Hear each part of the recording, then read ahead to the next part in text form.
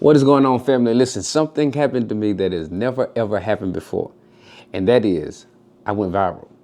I've never, ever gone viral. So for the first time, I've gone viral. And it was because of preaching. Now, I have been preaching this year, make 16 years. And it's crazy because obviously this has never happened. So it was a really cool thing. But I just want to give like a reaction. So at this point, at the time I'm recording this, that video on Glorilla's page has a total of 2.5 million views, right? So essentially, I preached at Alpha Street Baptist Church. I preached the 11 o'clock service. By the time I get home, my phone is going off, and the reason, and then so I'm like, what is going on? I go and look, and Glorilla, hip hop superstar, killing the game right now, had posted it. And I was like, I had posted a clip of me, and I was like, oh, this is wild. And so then some people started tagging me, and then I commented, I shared it. So, I thought it was just a really cool experience. And, one of the things I was like, to think that my voice has been heard 2.5 million times is really insane.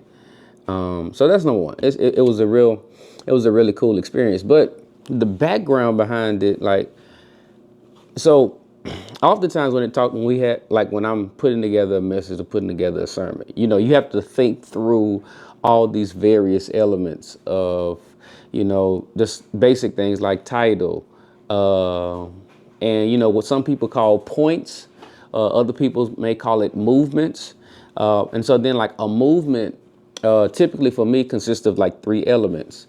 There's exposition, which is like me, like kind of like dealing with the passage and talking about what's going on in the passage. Then there's illustration. So that's potentially like bringing some lived experience or some type of illustration that'll make it kind of like make sense or make it live for people. And then there's application, trying to show like how this applies to the person or to the individual's hearing. So that's a basic structure of every movement for me. So when it came time, I was trying to communicate this reality that that because of the resurrection of Jesus Christ, you and I always have a tomorrow. Like there's always a tomorrow. And I'm from Memphis, born and raised in Memphis. And then, of course, I'm familiar with Glow's song, but then also taking into consideration, Glow had just went viral for her statement, at the end of the day, the sun don't shine. At the end of the day, the day got to end. I'm sorry. At the end of the day, the day got to end. And I was like, okay, cool. But I was worried about using her as an illustration in the space of Alpha Street, because I was like, I don't know if all of them will really get it, like if it'll make sense. So I kind of tried to partner it and pack it a certain type of way. So I said, okay, I think it'll be smart because I know the majority of the congregation, knows Annie in 1972. I can repurpose the idea of Annie, repurpose the idea of Annie, bring it to millennials and Gen Z and say, hey, this is our new Annie. And our new Annie doesn't say tomorrow, I love you tomorrow, you're only a day away. But our Annie says tomorrow, and that's why I always love tomorrow. And our Annie says at the end of the day got to end.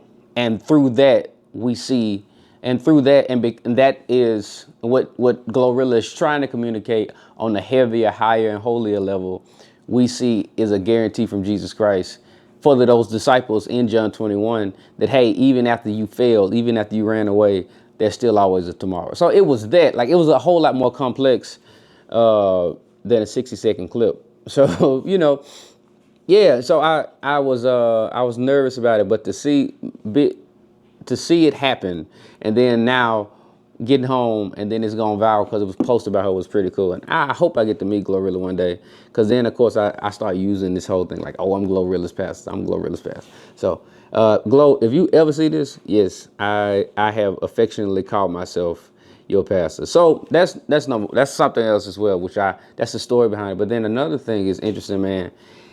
People are interested.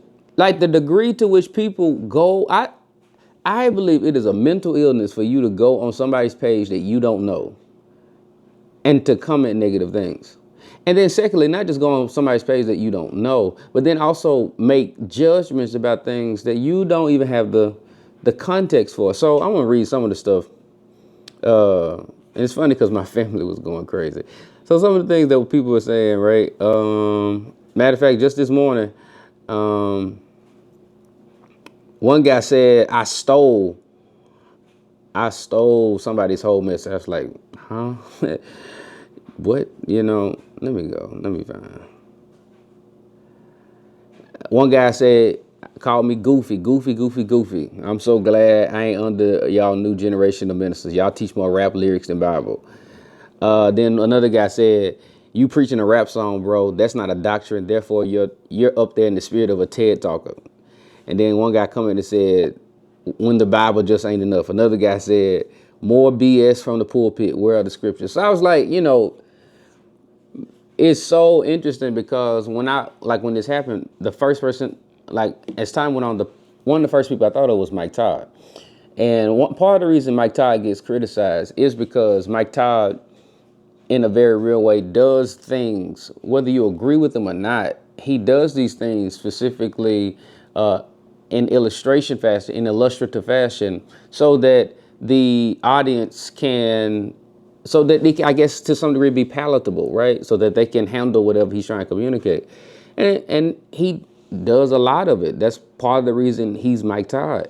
And it's funny because, like, there are times when people love it.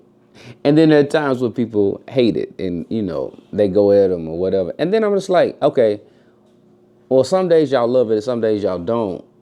So, like, what are you supposed to do? And then especially in an age where people are always criticizing church, right?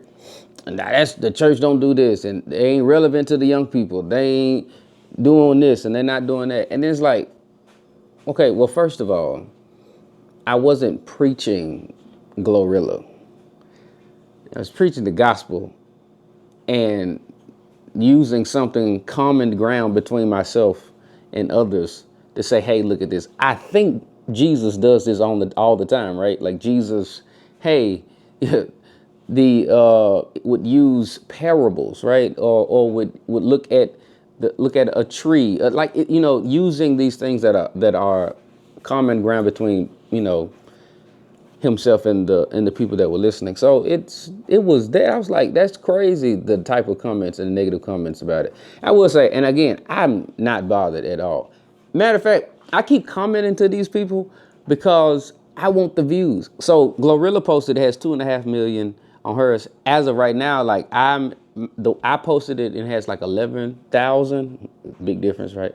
And everybody knows I've been trying to be more intentional about my social media production and process and strategy. And so I'm coming because I want the views.